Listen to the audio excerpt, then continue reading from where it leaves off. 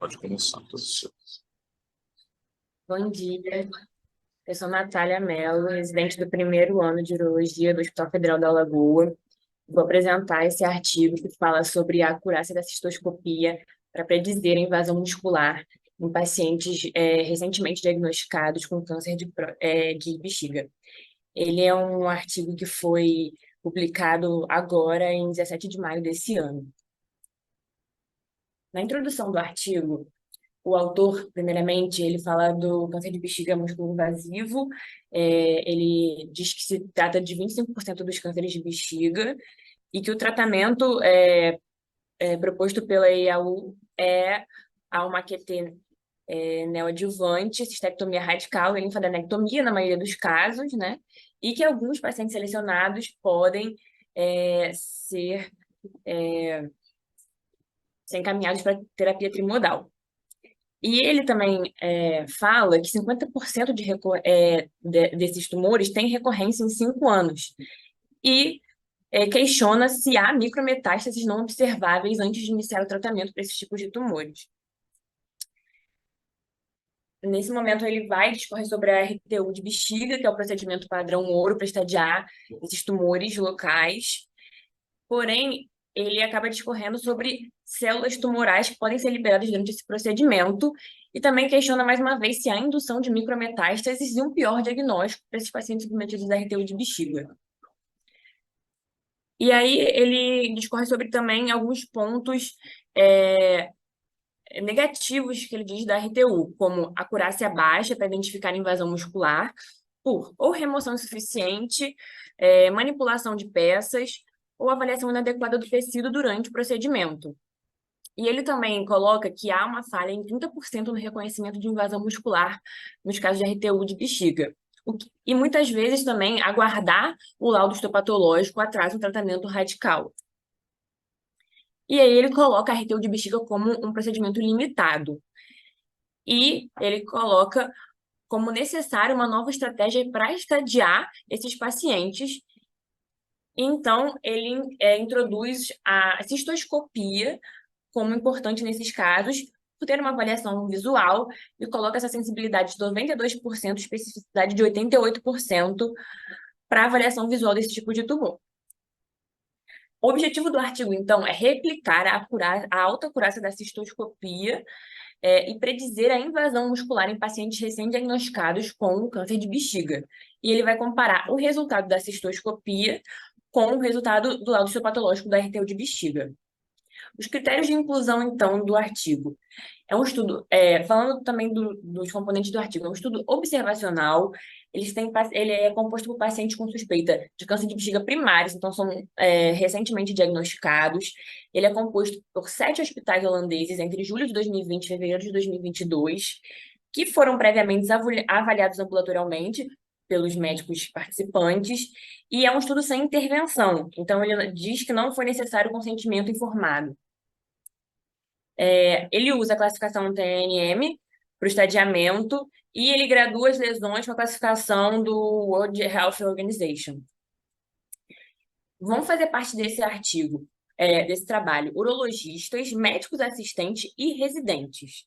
Eles vão responder a uma escala Likert, que é subjetiva, e ela vai graduar pela opinião de cada médico, né, a subjetiva, se o tumor é músculo invasivo ou não, pela observação.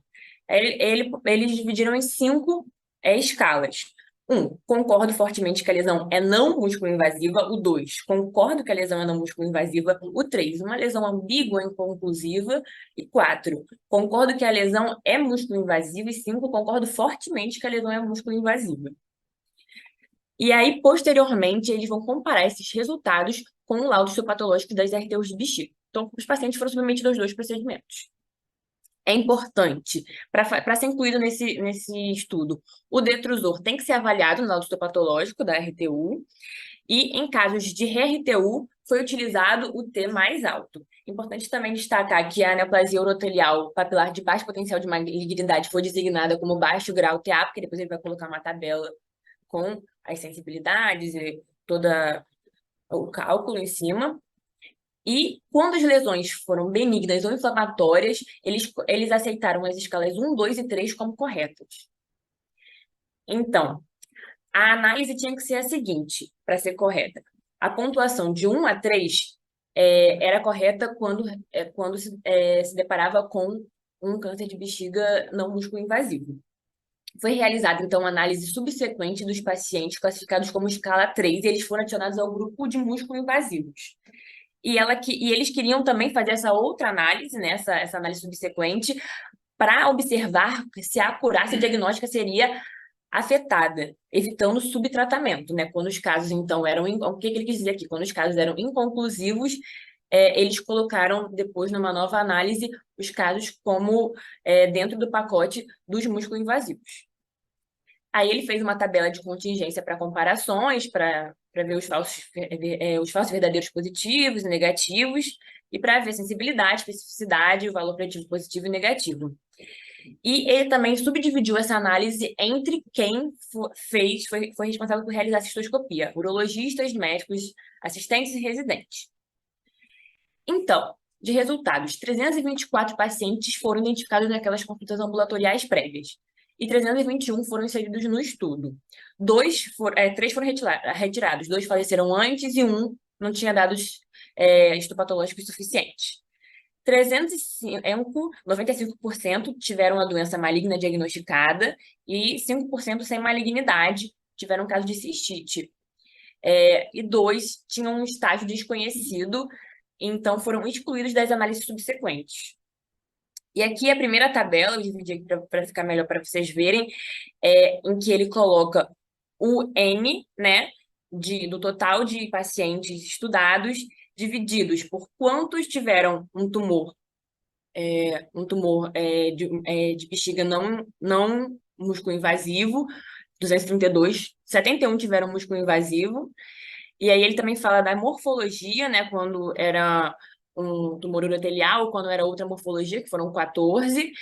E aqui no outro lado a gente consegue observar a divisão entre quantos pacientes foram analisados por urologistas, médicos assistentes ou residentes. Então, a gente consegue ver talvez um viés do estudo, né, que a maioria esmagadora dos pacientes, 206, foi cistoscopado por um urologista. E aí também tem a divisão dos institutos. Depois ele vai colocar também como uma possível falha do estudo, né, porque tem institutos, né, hospitais que foram utilizados com muito pouco número de pacientes.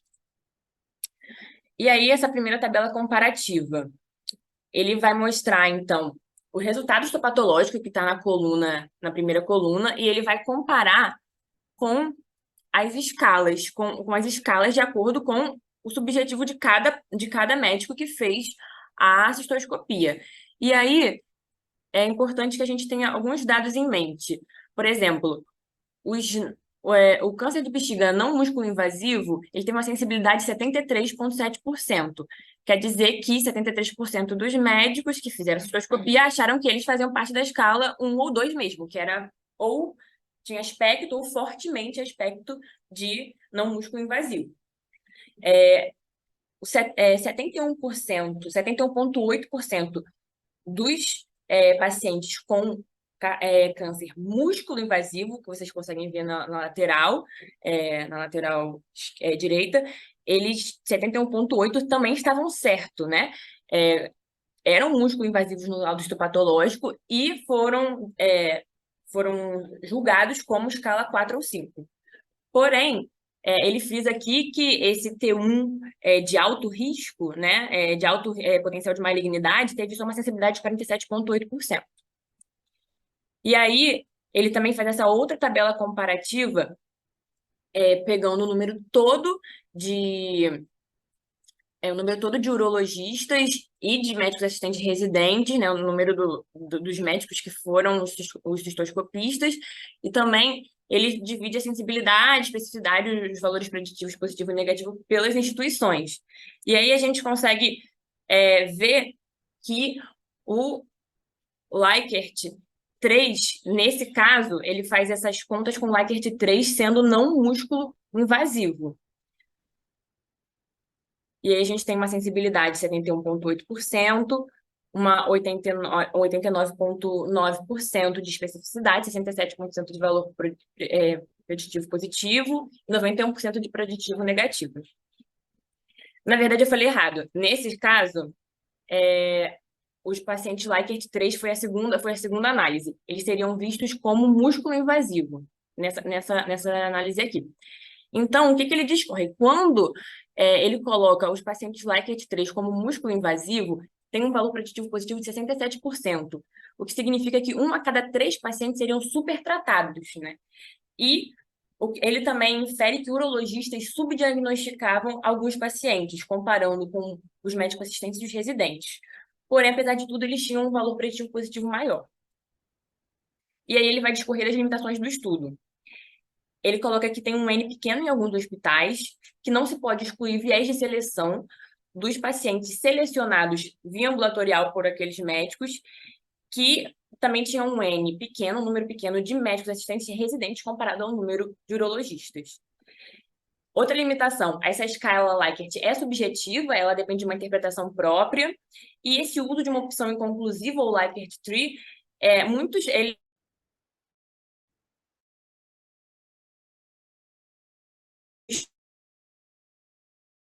ela é passível de interpretação própria, e o uso de uma opção inconclusiva, ele coloca como alguns urologistas ou alguns médicos podem utilizar isso como uma tendência para evitar danos desnecessários e procedimentos. Então, eles acabam tendo essa Likert Tree como um lugar mais confortável. E ela também mostra, essa opção 3 mostra o dia a dia da dúvida do paciente, do urologista ou do médico que está realizando a cistoscopia. E aí, nesses casos, é que é cabível a RTU de bexiga, quando se tem uma dúvida na hora que você cistoscopa o paciente. E aí, ele coloca que a importância do estudo é que os estudos anteriores, existiam poucos estudos que buscavam predizer a invasão muscular com cistoscopia. Ele cita esse estudo do Durin, que coloca a cistoscopia como um excelente preditor, foi um estudo de 6 anos, com uma sensibilidade e especificidade altas, só que ele questiona, esse estudo realmente foi bom? Porque ele não abordou os casos duvidosos, ele não teve um Likert Tree, por exemplo. Então, será que foi um estudo com viés errado por isso e muito otimista? E aí ele cita esse outro estudo do Mitropoulos e da Sina, que coloca a cistoscopia como insuficiente. Só que aí ele coloca que o estudo tinha esse viés de confusão porque não abrangia só casos novos como o dele. Eles abrangiam casos novos e recorrentes de câncer de bexiga. E aí a sensibilidade foi lá para baixo. E aí, mais uma vez, ele coloca a importância do estudo por englobar diferentes níveis de habilidades, né? Ele junta urologistas, médicos assistentes e residentes, e coloca como uma alta sensibilidade dos médicos assistentes e residentes, mais um baixo valor preditivo positivo. Por quê? Porque esses médicos, na verdade, estão acostumados a serem supervisionados na maioria dos exames que eles faziam anteriormente. E ele conclui que a cistoscopia tem uma maior acurácia para descartar a invasão muscular, com uma especificidade de 89,9 e um valor preditivo negativo também, de maior que 90. Porém, ela é menos satisfatória para demonstrar invasão muscular, que tem uma sensibilidade de 71% e valor preditivo positivo baixo. E é insuficiente para indicar um tratamento radical, porque ela acaba, naquela análise subsequente em que ele faz com o paciente do Likert Tree como músculo invasivo, ele acaba tendo um valor preditivo positivo de 67% e possivelmente um supertratamento. A cada 3 pacientes, um seria supertratado com um tratamento radical desnecessariamente. E aí, ele analisa também que os casos duvidosos, né, que eu falei agora há pouco, considerados com músculo invasivo, teriam mais falsos positivos e um valor preditivo positivo ainda menor. E mais supertratamento. E aí ele conclui perguntando, a cistoscopia para predizer a invasão muscular, ela tem moderada acurácia para invasão muscular pela cistoscopia. Ele diz tornar necessário um estudo randomizado e ele quer, no futuro, avaliar a combinação da cistoscopia com uma ressonância multiparamétrica da bexiga. Obrigada.